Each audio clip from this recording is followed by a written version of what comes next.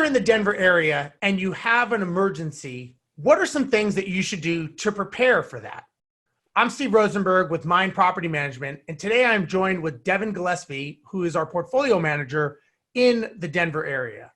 So Devin, what are some things that you should do to prepare for some type of an emergency if you know is coming?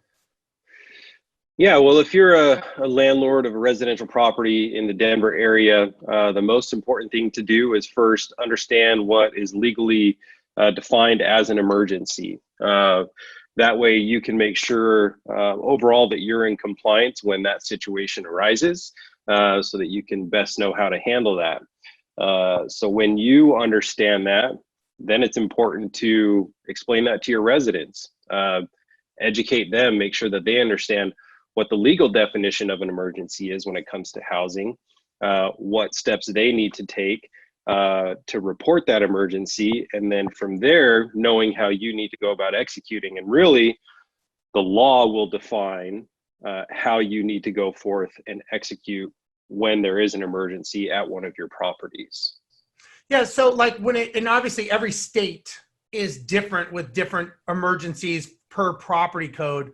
What are some things that you think on the property may be a good idea, like any valves, shut-off valves, breakers that would be good for them to know, that maybe, I don't know, you let them know beforehand or take pictures of or something like that?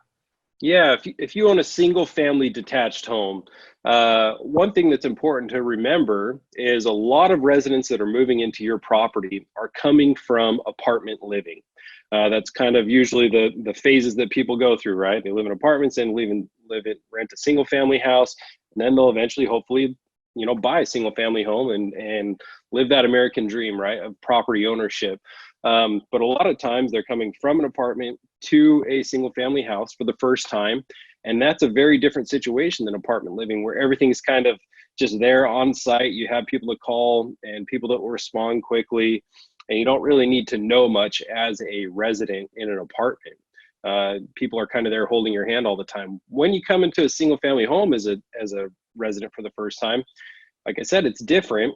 So for you as the landlord, it's important that you meet your resident at the property and walk them through the home, show them how it works. Here's your electrical panel. Here's what you should do if you lose power to this part of the house, or if your furnace stops working, or different an outlet stops working. Here's how you go and check a breaker, and here's how you reset a breaker.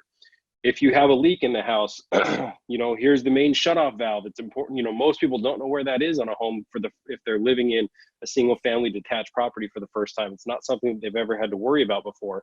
So show them where the main shutoff valve is. And then you can also show them that there's a different shutoff valve just for the water heater, right? So if they have a leak from the bottom of their water heater, they can just turn a valve up above it and Right. cut off the supply, and educate them that it's going to drain out, but that will stop.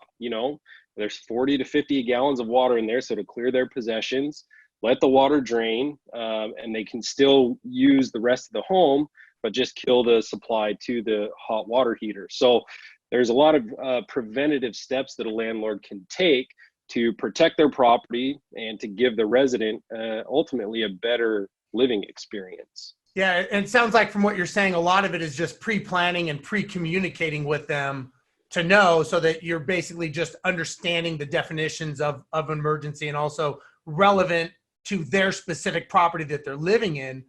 Now, what would you say in regards to maybe documentation that residents and owners should have, like insurance policies or up-to-date contact? Anything that you think would be good to, again, make sure is up to date and pre-planned? Yeah, for sure. I mean, nobody wants to believe that it'll ever happen to them, right? A total loss from a fire, that's kind of worst case scenario as a resident or a landlord, right? And no one wants to believe that would ever happen to them. And excuse me, in my experience, I've seen it happen on a number of occasions. So making sure that you're properly insured as a landlord, understanding that an HO3 policy is different than a DP3 policy, and what you should be carrying as a landlord, right?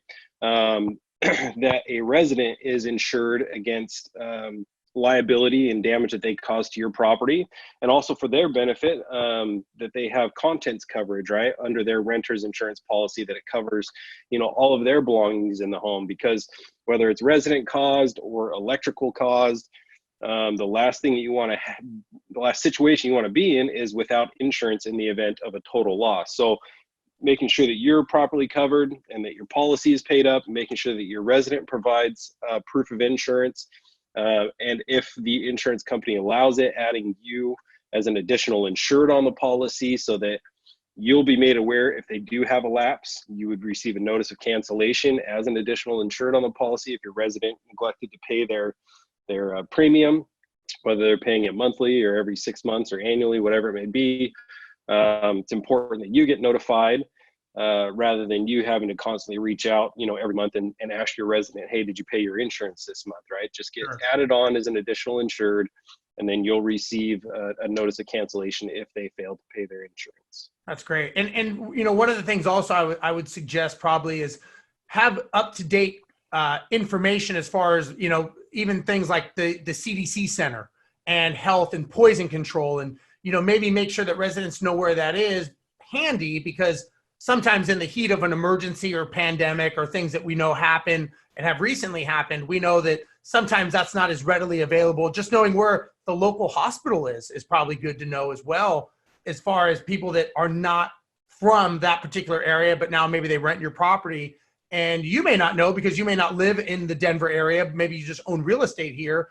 So you want to make sure that you understand all of these things. And again, it sounds like a lot of this is just pre-planning, because when it happens, if your house floods or catches on fire, that is not the time to start looking for this information. That's the time to take action and implement it, not pre-plan. So a lot of good information. And obviously these are things that people need to think about before it happens, not in the middle of it. So, Devin, thank you so much for your time. For those of you that want to learn more, you can go to our website at mynd.co. So it's MYND.co, and you can go into the Knowledge Center, or you can go into the location pages and you can find the Denver area or one of our other 16 regions, and you can look up information there particular to your city. So on behalf of Devin, myself, and Mynd Property Management, thank you for watching. We'll see you next time. Bye-bye. Thanks for watching.